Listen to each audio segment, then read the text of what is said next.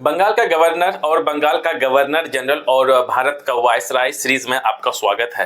इसके अलावा मैंने हिस्ट्री का एमसीक्यू सीरीज भी स्टार्ट किया हूं, जो कि मैं अलग अलग समय में वीडियो डालता रहता हूं। एमसीक्यूज वाले सीरीज में प्राचीन इतिहास का है, मध्यकालीन और आधुनिक भारत का इतिहास को मैंने हर एक जो टॉपिक्स को मैंने विभाजन कर दिया है कि जहां से कि एमसीक्यूज लगभग हर एक एग्जाम में कहीं ना कहीं पूछा जाता है, एग्जाम का पॉइंट ऑफ व्यू से बहुत महत्वपूर्ण बन जाता है।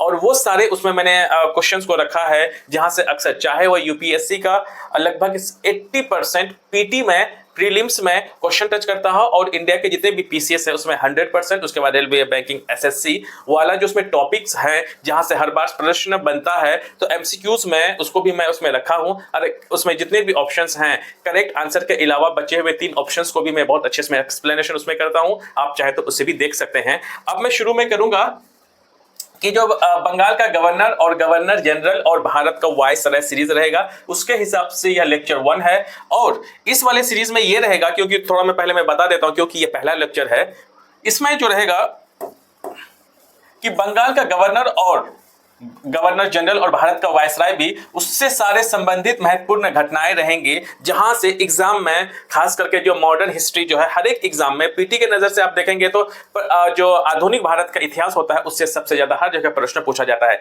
स्पेशली अगर मैं बीपीएससी की मैं बात करूं तो इतिहास का सबसे ज्यादा प्रश्न जो आपका यहीं से पूछा जाता है।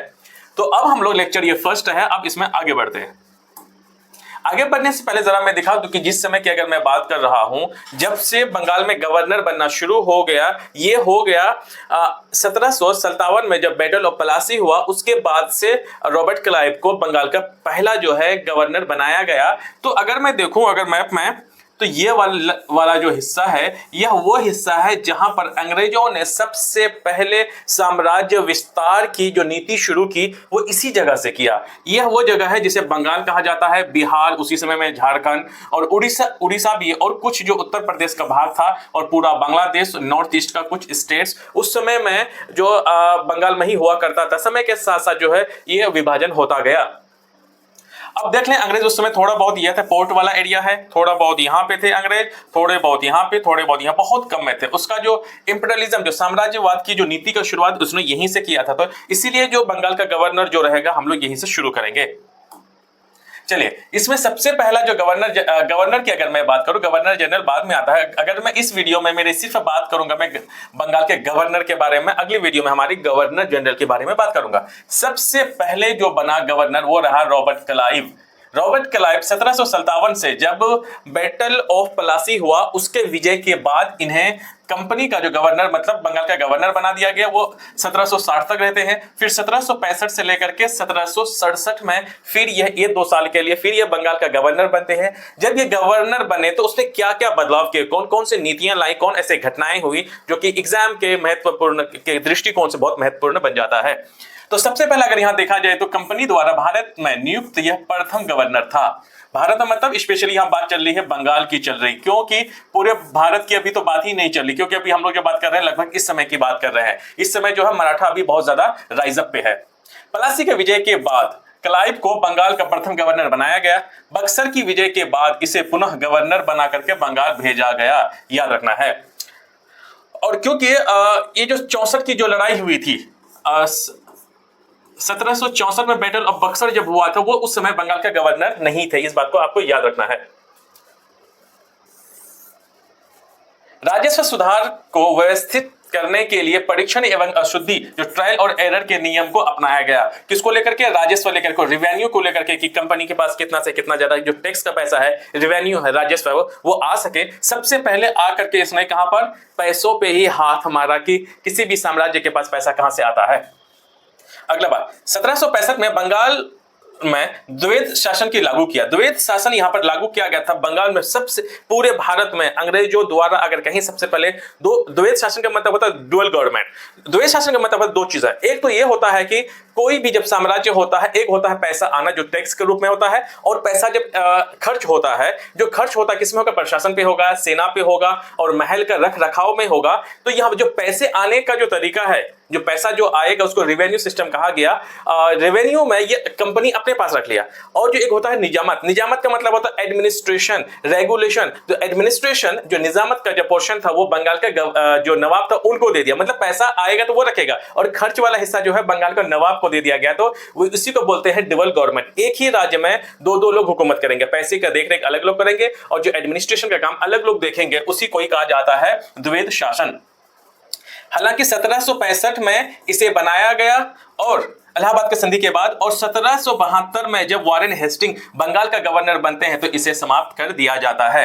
बक्सर के युद्ध में विजय प्राप्त करने के बाद मुगल शासक शाह आलम द्वितीय ने 1765 में इलाहाबाद की संधि, जो कि 1765 में ही हुआ था, और बिहार, बंगाल और उड़ीसा की दीवानी प्राप्त की। मतलब यह हो गया कि बक्सर का जब युद्ध हुआ तो 1765 में जब इलाहाबाद की संधि हुई, बिहार, बंगाल और उड़ीसा का जो दीवानी था, जो रेवेन्यू था, जो पैसे लाने का जो सिस्टम था, वो पूरे के पूरे शाह आलम सेकंड ने रॉबर्ट क्लाइव को, मतलब कंपनी को सौंप दी। ये प्रश्न कई बार पूछा गया है, याद रखना कि मुगल शासक शाह आलम की मैं बात कर रहा हूं। हालांकि यह भगोड़ा था, यह भगोड़ा था किसका? मुगल शासक के, क्योंकि ये थे, हालांकि इसकी जो शासन कहा दिल्ली में होना चाहिए था, लेकिन ये यूपी के हिस्से में थे, इसको भगा दिया गया था। अब आगे भाग चलते हैं, इससे संबंधित थोड़ा सा और देख लेते हैं। ये रहेगा कि 1766 में मुंगेर और इलाहाबाद में श्वेत अधिकारियों ने श्वेत विद्रोह कर दिया था। यह किया गया था 1766 में। यही थे जब ये दूसरे टर्म में बंगाल का गवर्नर बने थे। तो क्लाइव ने इंग्लैंड में जाकर के आत्महत्या कर ली। आत्महत्या क्यों की, जरा इसके बारे में बताता हूं। कई सारे लोग ये बताते हैं कि रॉबर्ट क्लाइव के ऊपर में जो है इम्पीचमेंट चलाया गया था। इम्पीचमेंट का मतलब होता है महाभियोग। महाभियोग चलाया गया था इंग्लैंड में जाकर के, क्योंकि इसने इंडिया में रह करके अवैध तरीका से, गलत तरीका से बहुत धन इकट्ठा किया था। तो यह बात गलत है। इसके ऊपर महाभियोग नहीं चला करके इसके ऊपर जो है ये भ्रष्टाचार का जो केस है इसके ऊपर लगाया गया था, जब ये इंग्लैंड के संसद के द्वारा किया गया था। और क्योंकि यह जब बंगाल में जब यह गवर्नर बने थे तो इससे पहले, क्योंकि रेगुलेटिंग एक्ट 1773 बाद में आया, उससे पहले जो भी कंपनी के अधिकारी होते थे, कोई ऐसा संसद के द्वारा, ब्रिटेन संसद के द्वारा कोई ऐसा कानून नहीं बनाया गया था कि जिसके द्वारा जो बंगाल का गवर्नर का रूल हो और पैसा रेवेन्यू करने का इकट्ठा हो। ऐसा कोई रूल नहीं था। तो उसी का फायदा उठा करके रॉबर्ट क्लाइव ने बहुत अवैध हिसाब से बहुत धन इकट्ठा किया।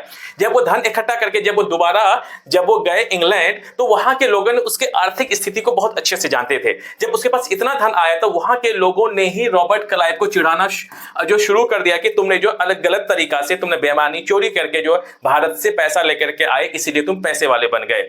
इन सब आरोपों से लेकर के जो रॉबर्ट क्लाइव वो परेशान थे और उसके ऊपर में भ्रष्टाचार का केस चलाया गया। इस केस में भले ही वहां के ब्रिटेन के संसद ने इसे फिर बाद में जो है बेगुनाह साबित कर दिया, लेकिन इन सब से वो जूझ नहीं पाए और अपने आप को उसने गोली मार ली।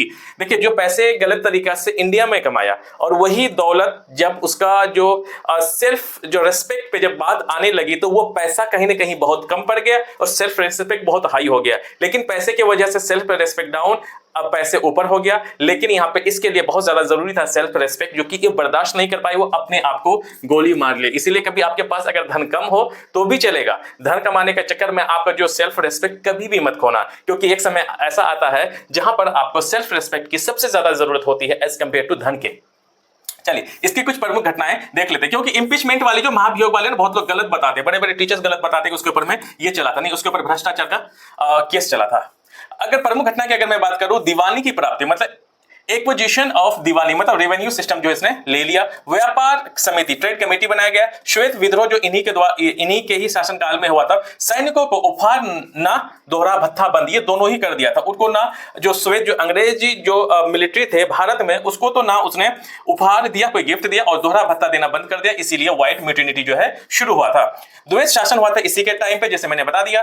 बर्क ने क्लाइव को बड़ी बड़ी नींवें रखने वाला कहा, जबकि प्रसिद्ध अंग्रेज इतिहासकार जो पीवल स्पीयर ने उसे भविष्य का अग्रदूत कहा। ये भी कुछ ऐसे पॉइंट्स हैं जो कि कई बार पूछा जाता है।